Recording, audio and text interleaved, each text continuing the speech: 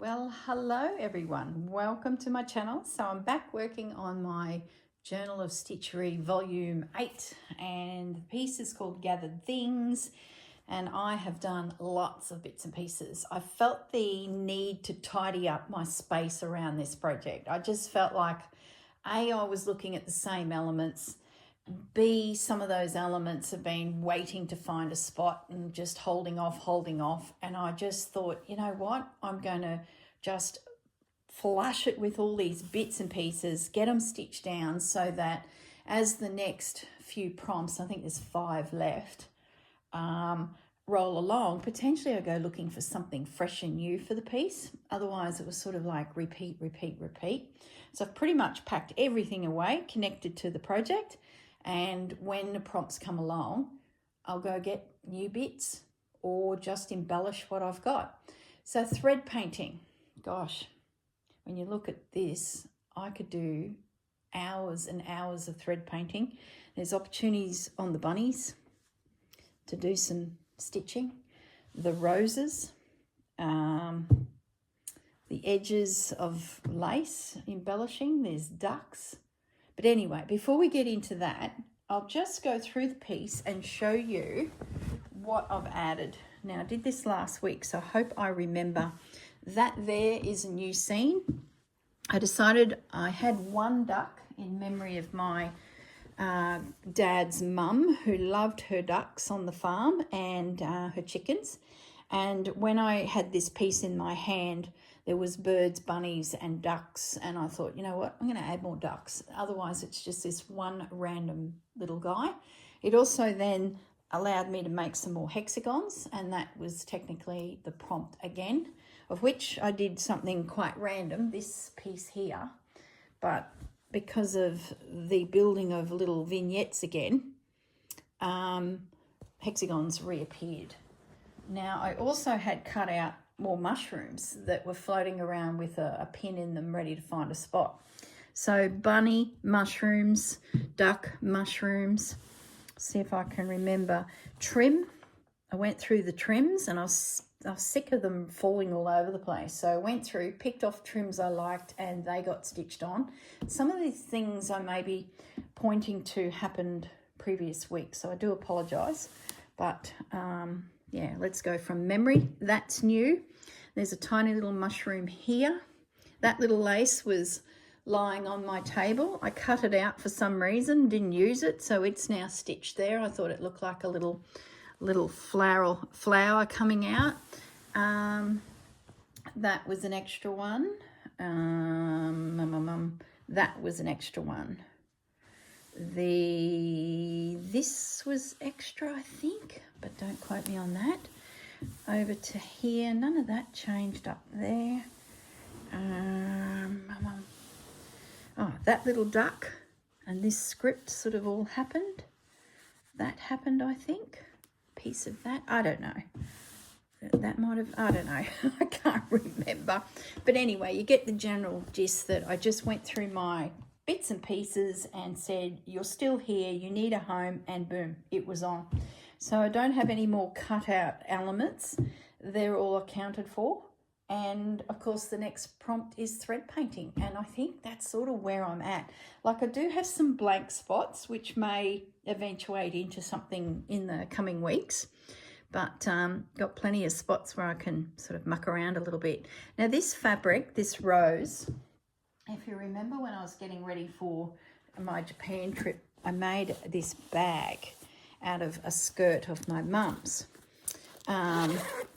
And that was the shirt of Dad's inside. So this rose, did I put one on the back? No.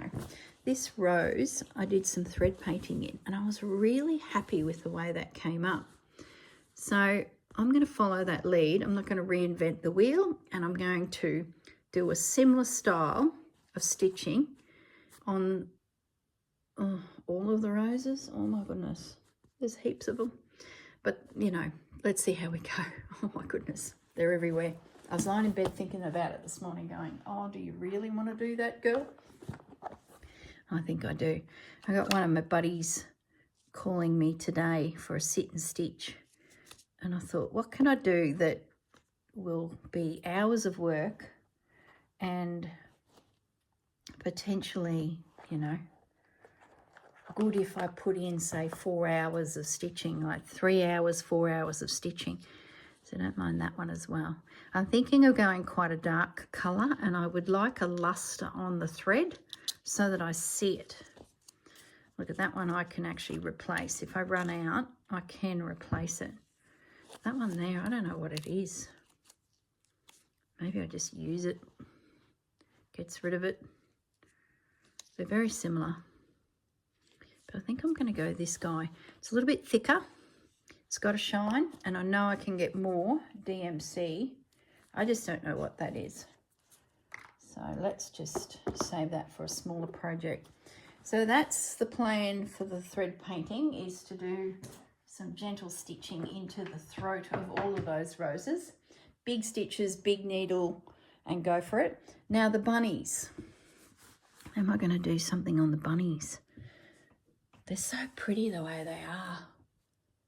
I don't want to muddy the design, so there's a chance that I'd stitch into that and I'd lose that folk art look. You know what I mean? And it'd nearly need to be really fine.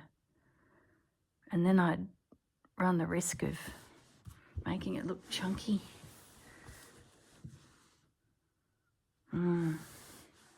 No, I'm not going to do it. I love the fabric. I want to see, yeah, I think I want to see that. I don't want to Corrine chop it up. But what I do need to address, which I think could easily be added to this project, let me just fold this up a bit. It slips sliding away. Oh, there's hours of work. I don't need to be stitching bunnies. We've got these. Hang on. Oh, that went on too. Someone gave me that at the retreat. Suzanne? I don't know. I apologise if that's... oh, can't remember. I remember the action of getting it, looking at it going, oh, I love that little gold flower. Well, it popped out in my cleanup and I went and needle turn stitched it on. It's an embroidered gold flower and I just thought it looked gorgeous sitting there.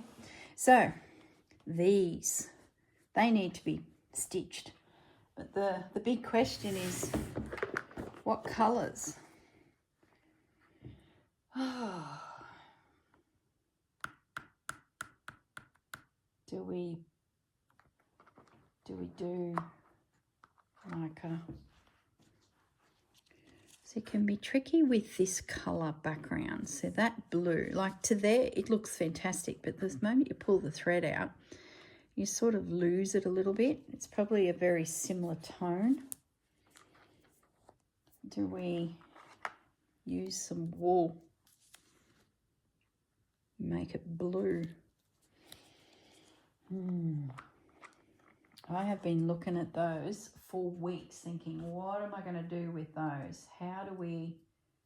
I'm just looking at my stand of threads here to see if there's some heavier duty threads. I think it needs to be chunky.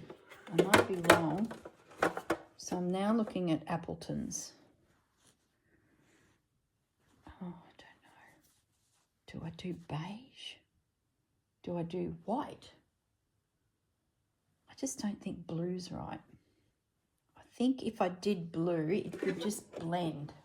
What about white? Cream. Where's my... Just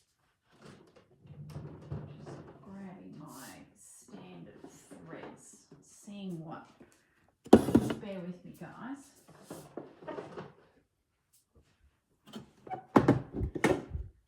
Like that. At least it would show, wouldn't it?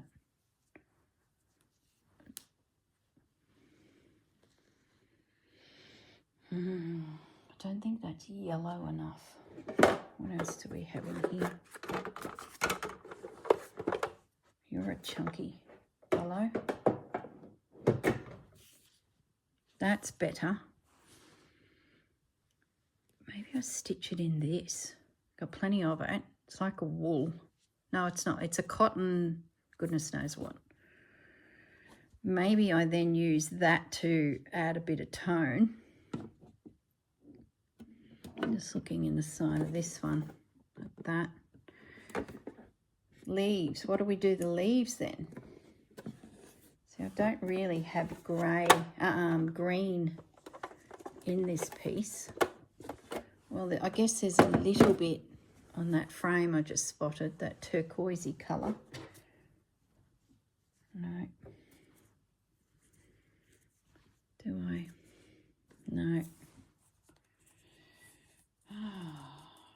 Is it a decision I make now, or just start stitching the flowers and see? Maybe the leaves are fabric. Maybe I don't embroider the leaves. Maybe I three-dimensional. Yeah, I'm thinking that.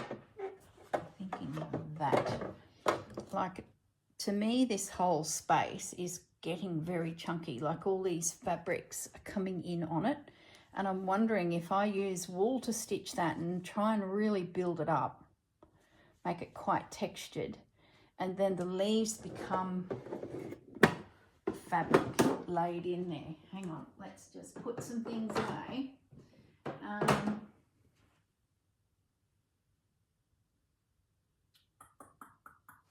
I'm just looking at the petals that I pulled off of flowers, poinsettias that I sell in my business, and I did this about 2 years ago. I went scavenging for fabrics that were used. That one there caught my eye at the bottom of the pile. Do I do something a bit three-dimensional? Where's some scissors?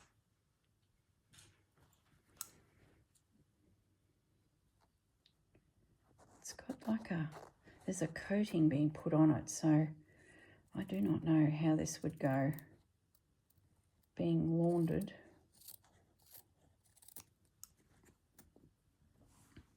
You know, do something along the lines of that.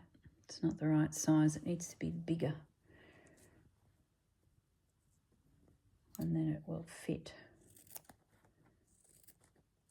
We have little tartan leaves coming out. I don't mind that idea. Then what I could do is come back in with some lace. Make them quite big. Come back within and lay in there some lace. Yeah, I like that idea. That's going to force me to make this flower quite chunky, which it needs to. If it drifts away, it's just not going to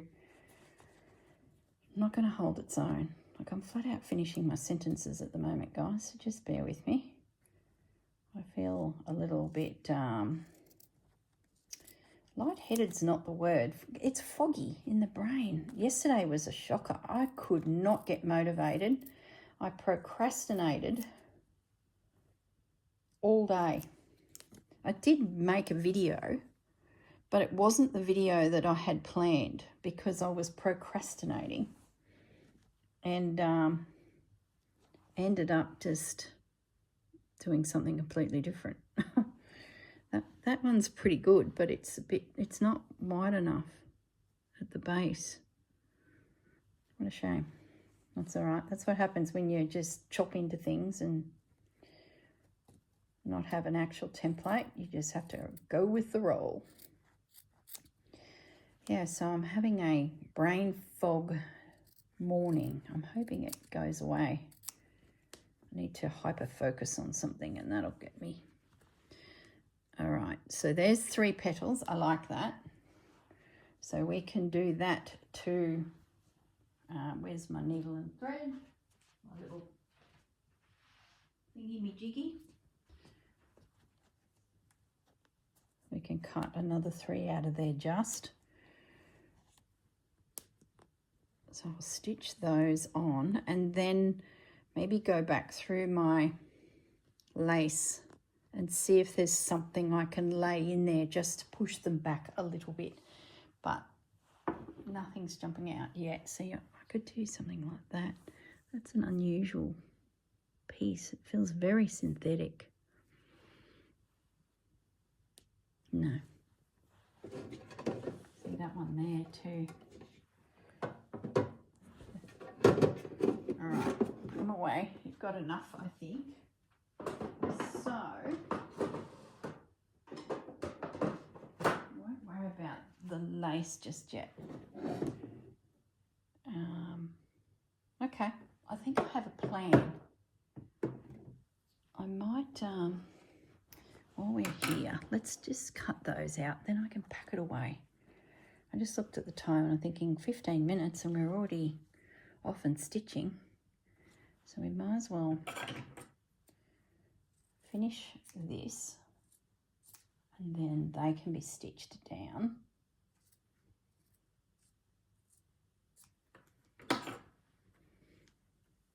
They're certainly a lot bigger than what was printed there.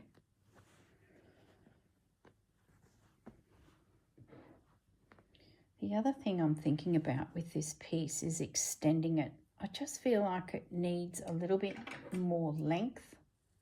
Like it's okay, but I based it on my Just Because quilt, which is perfect in size. But when I laid it next to this one, my blocks were like, I can't remember the exact measurements, but let's say they were 20 by 22 inches. So that extra 2 inches made them a rectangle. And somehow in my construction of this thing, my rectangle, instead of being up and down portrait from toe to nose, it's gone from shoulder to shoulder, the longest side, which is what has inadvertently, it's just not quite, made my piece probably a little bit too nose to toe short. Can I get another one out? No, I know there's another leaf there, so I don't have to be as stingy. See, there's a finish on the edge of that, like it's probably sawdust. Yeah, it looks like it. I'm just going to make that little guy work. And if I move him to one side,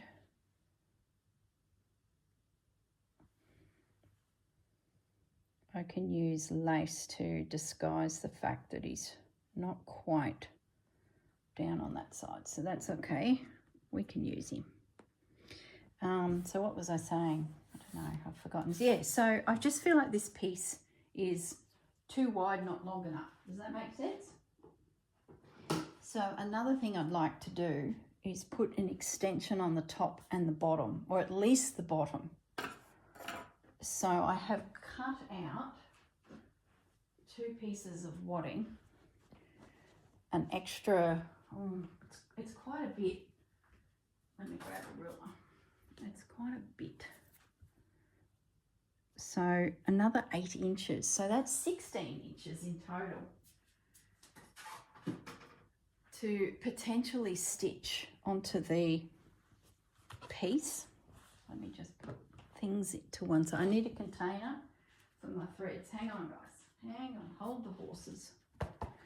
We need to finish one task. We're going to need that, that, that, and that.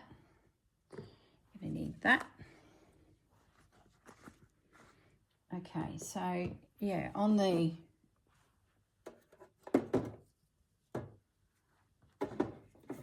just grab that out too, like it's a glossy and it caught my eye.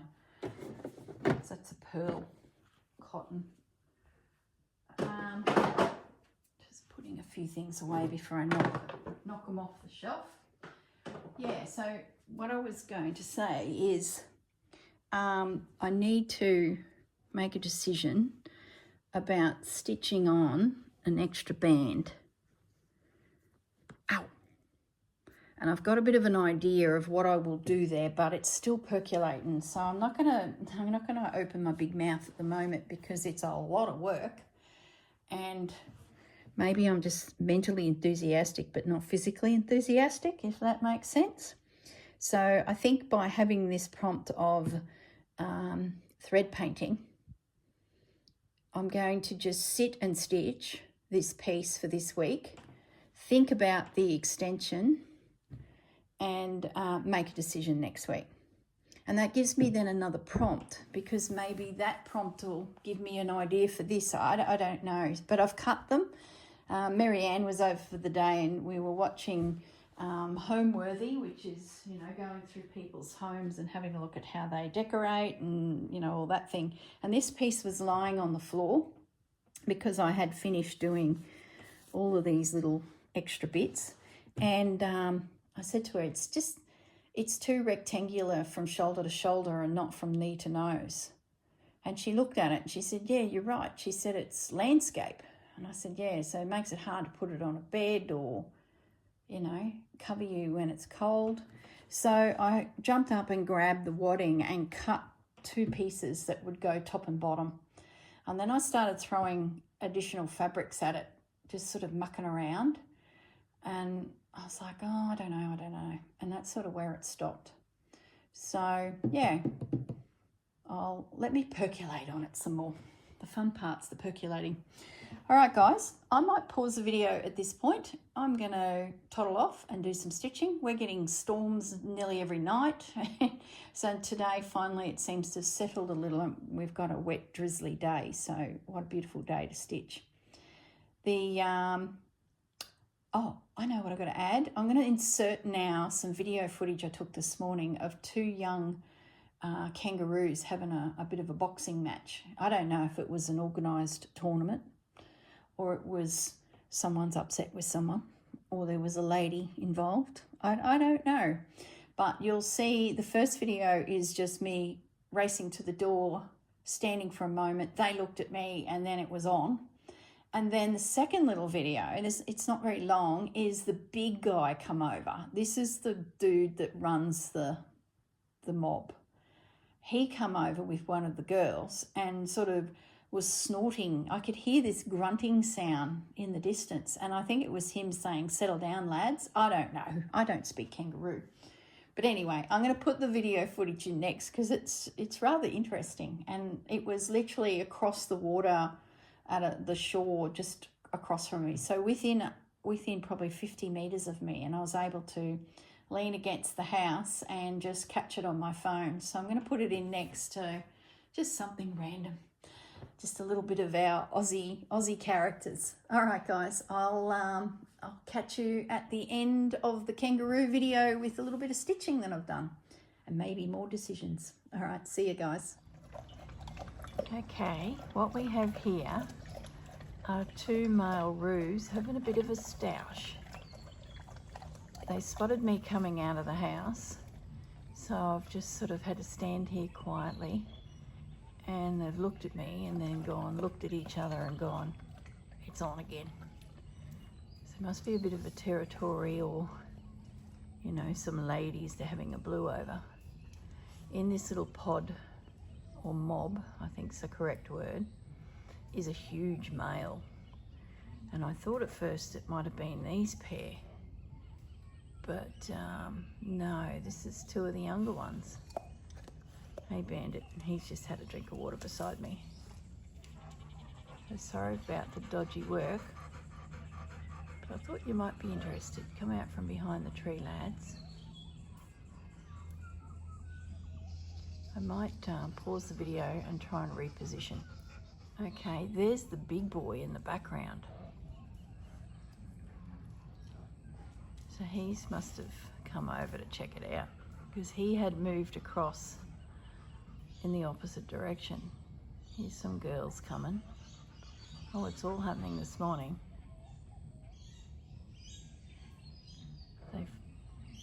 Oh, can you hear that noise? It's like a snorting noise. Look at him ripping up the ground there. Trying to be all impressive. The others have lost interest, they're leaving.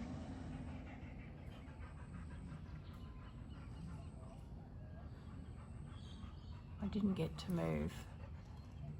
They sort of come out from behind. I think they're watching me. Well, they're definitely watching the other roos, so maybe a bit distracted.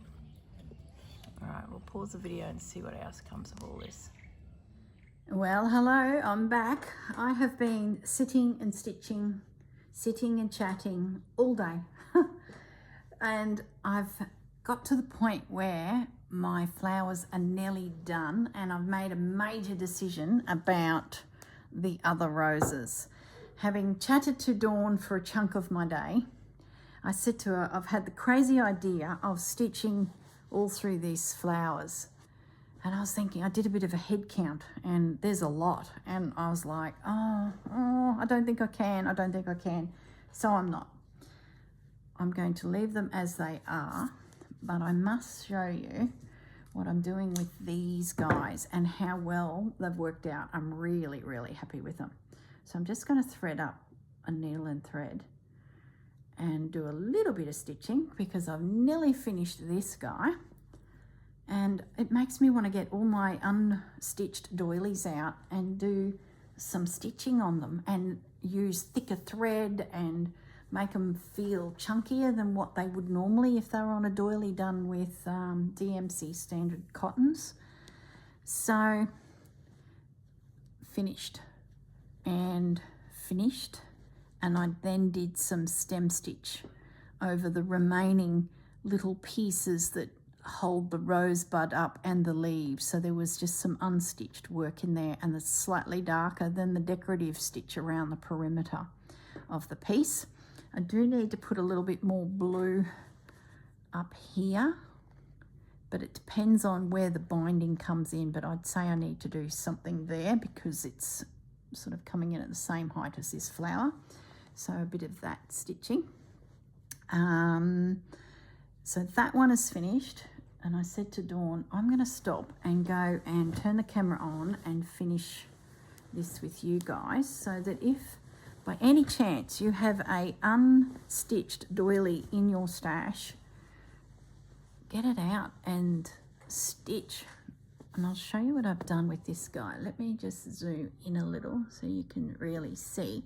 So if you recall, which you will because it was seconds ago, for me it was this morning, this is a really thick cotton thread. Now, I feel like this would have been used for candle wicking. So it's vintage, and it's cotton, and it's at least 4 ply. Like there's at least 4 plies there, 3 ply, maybe 3 ply. So I'm going to be on the lookout for other colours in this thick thread, because what I've been doing is where there was just single lines, I did split stem stitch. So some stem stitch, some split stitch. Where it's like tubular, see how they've got this tube shape here and then it peaks into here and stops. Then here's the next tube. I've been doing this little satin stitch, and it's worked up quite quickly because of the thickness of the thread. Now you can go down, come back up, and then back over here, scoot along, you know, and to save thread, but I'm not, because it is really thick. I've got a big quilt on my lap, so I'm literally just jumping straight over and then scooting, or scooping would be the way Jennifer would describe it. You scoop your needle forward and laying down the stitch. And then there's a Japanese stitcher. Oh, her name I've got most of her books. She always presses the work. And she's right, it takes that puffiness out. So I'm sort of doing that as I go, just sort of bedding them in. I'd even be tempted to run the iron over it, because when I look at this piece, for example, that's got that nice flat velvety sort of feel from years of being used, ironed and laundered. So I probably will run the iron over this. So yeah, that's what I've been doing. When I get to a sharp corner, I'm spreading my stitches out a little bit. So for example, this next stitch, I do that with a bit of a gap. Oh, that didn't really show you too well because it's so thick. if it was a sharp bend, get more of a pie shaped, and then come back and fill it in with a stitch in between and then a stitch either side. So instead of just line by line by line and laying pencils down on a table next to each other, instead of doing that all the way, jump forward and do a wedgie sort of stitch when you get to these little tight bends. It just helps your stitches nestle, and it helps you change the direction of your stitch. Back in the day, I would have called this satin stitch. I would have put it in my, it's the most painful stitch that I did on fancy work. It never sat beautifully flat. I was a lazy daisy girl. I was not a satin stitch girl. But boy, if only I'd had the brainwave to use thick thread. I'm sure my grandmother would have been despairing over that thought. But yes, Fudgy, he's had his supper. Now he's saying hello and being a bit frisky. Don't you bump the camera, buddy. We're trying to concentrate here. The moment I talk to you guys, Fudge is like, oh, what's going on? Have we got a visitor? So yeah, that's how I'm doing my thread painting on a vintage doily. I'm so pleased I didn't do this right at the beginning, because I had all sorts of ideas. I was going to layer it in lace and all sorts of fabric and lacy ideas, but I just felt like I'd lose the beautiful design of it, and it had just become a bit of a blob. So I just left it, and now the girls have given us thread painting while using a thick 3-ply cotton thread. Boy, that's breaking the rules of the doily world. It's times like these I wish Grandma was still here with me, so I could say, look Grandma, I've used sock yarn to do some fancy work. I could just see her rubbing over it going, you know, that little as she ponders the scenario. So it works up so quick. So now I've met the work below that is yet to be stitched. I'm just taking a moment to even drop a stitch further back, because the ink on this little flower is really dark compared to the last one. So I'm having to sort of sneak back in, because at an angle I can make out the doily print, the ink. So a few extra sneaky stitches, just make sure that it's covered. Okay, now let's thread up again. I forgot to look at how long the video was prior to me coming back this afternoon. We wouldn't have spent too much time yapping this morning, I wouldn't have thought. It's sitting in iMovie waiting for me to come and add the next bit of footage. I know I added the kangaroos boxing. Aren't they adorable? Wouldn't want to be in the middle of it. I wonder if there was malice in it, or they were just literally playing, like when kittens play box, or there's something afoot. I couldn't hear the snorting of the, I think it was the big guy. Like, here's a fair distance, but there was like this huffing, this humph, humph, humph sound. There you go, there's my impersonation of a kangaroo. And I don't think it was the lads. I think it was the big guy. I like how that one turns his back to his mate and goes, I'm just digging here in the sand. I'm just going to move these little plants. We're not doing anything. And then when the big guy's happy that they've settled down and there's no fisticuffs going on, he just meanders off. Like he gave him a bollocking. Stop fighting, you two. And then I didn't film any more after that, because they literally started munching on some grass there and then hopped off together as if they were best mates. So I don't know what that was all about. I'd say, if I think like a naturalist, they're starting to flex their muscles. They're starting to come into that age where they probably want to be the boss. But the big boy's still around, and he gave them the humph, humph, humph to stop it. It's very cool. It's lovely when you can see such things from your back fence. In Brisbane, I had a 6-foot fence all the way around the property. We were on a half an acre, but still, ow. And we had our fair share of random animals like carpet snakes, possums, things like that. But never any roos. They were on the footpath, little whippies.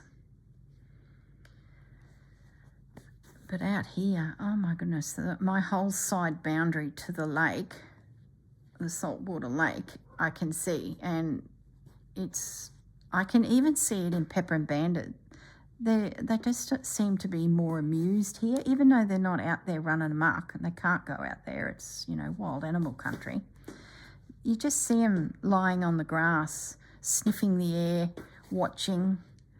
Things will pass through like dingoes and roos and that, and you see their ears prick, and then they'll hop up and they'll walk to the boundary and just observe and then sit and relax watching. They didn't get that in Brisbane, so it's got to be beneficial for their mental health. It's just so different, the environment. And I'm seeing a different reaction to my dogs, because normally they'd be sitting looking at me. And now they got their back to me and they're watching the horizon, because there's a lot going on. Can't remember if I've told you about our goanna. We've got a resident goanna too. I think I did a while back, because I remember people from America saying a goanna. I had to go and look it up to see what the hang you were talking about. It's a very large lizard, and they get very, very big, and they can get a little bit crotchety. Well, we've got one that's appearing every other week in our yard.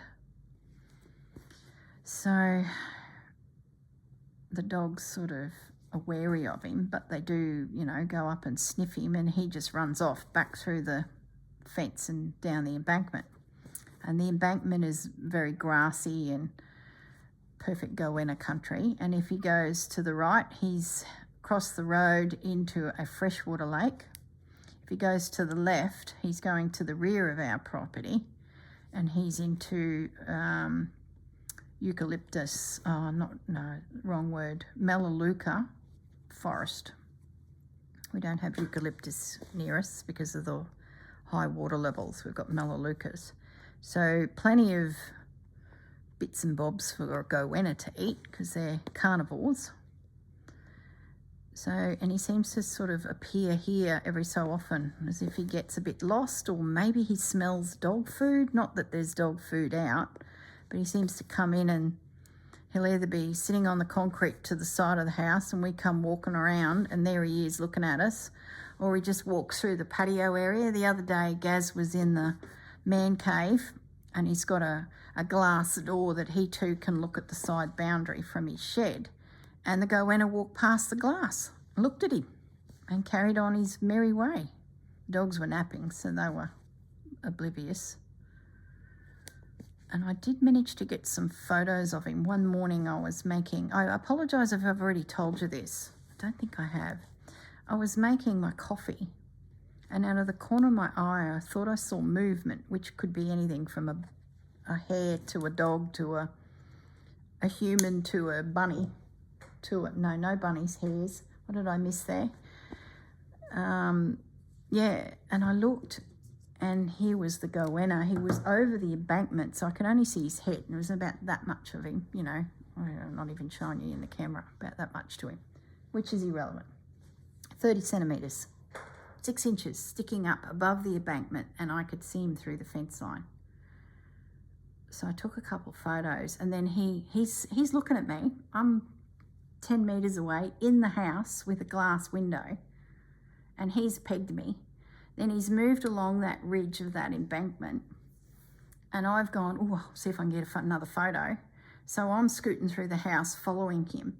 He's then stopped, looked at me again at another set of windows. Like, seriously, they must have very good eyesight. And then I've managed to get another couple shots, but I was shooting the camera through louvers, so it's a bit mottly, the glass in a photo, but anyway, I think I got a reasonable good shot.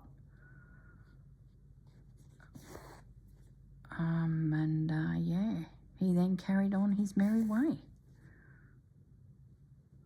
So yeah, it's like a menagerie here. I'll add those photos of the goanna, but you might have to freeze your video or pause your video if you're watching on TV to actually have a look, and you'll have to look because he looks like a stick sticking up. You can't see his whole body. If you want to know what a goanna looks like, just Google goanna and you'll soon get the general gist. And, you know, be mindful he is a juvenile. Oh, Lord help us if he gets any bigger. I've seen those things up to 9 foot long in the bush. They are big. Not as big as those, what are they called? They're on the Galapagos Islands. The words in the tip of my tongue. You guys will write it in the comments. Oh, now it's going to bug me. Anyway, they don't get as big as them, but they're very iguanas. Is that the right word? No, there's another name. Oh, bugger. I hate when that happens. I used to know my words. Now I say sentences and there's something really profound I want to say and the key word that I want to use, gone.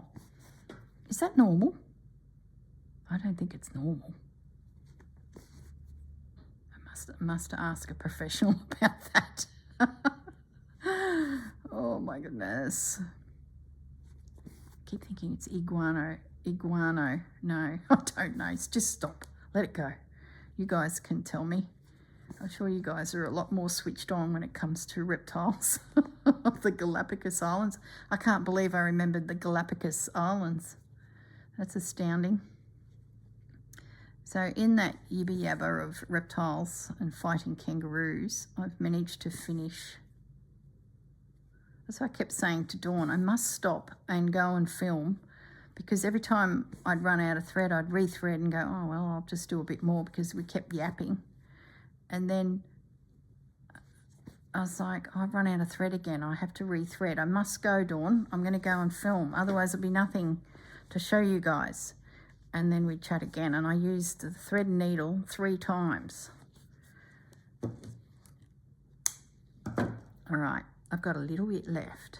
And what I want to do is show you what I did with these leaves. I came up at the end of the leaf and I went straight down. Now normally I would do some fancy stitch, but what I did this time is literally split stitched into that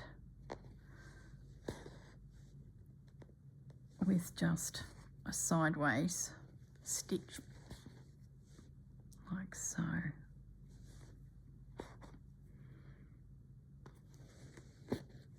So one more leaf to do, and I'm calling thread painting finished.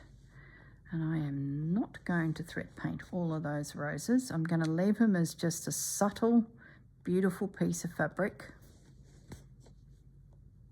and walk away. As for extending the quilt, I'm still thinking about it. I think I need to, but I'm just going to let it percolate. I've got the wadding cut ready to go, and if I wake up in the middle of the night and going, just do it, I will. If next week's prompt is something that is reasonably quick, I might do it next week, extend it, and then have a play with some fabrics to start sort of thinking about the border to a degree. I still don't know what I'm going to do on the back of this piece. I've had all sorts of crazy ideas, most of which I've lost enthusiasm for. But you never know, I might revisit some of them. But the border is definitely something that I've been thinking about as well.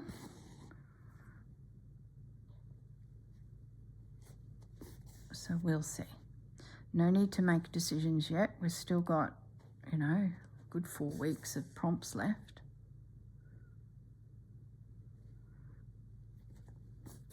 Okay. There we go. As simple as that. I like how it ties it to the flower. It doesn't feel like it's... Look at the sunset coming in, guys. There's the sun coming across. All right. Knot that off, and we are calling thread painting done.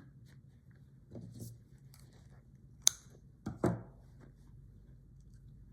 we go. Turn it around. I'll take the camera up. Gathered pieces. Look at that sun. Sorry about that, guys. Shocking. Yeah, all right. I've lifted my arm to create a shadow. So there you go. Thread painting, tick. How exciting. It's done.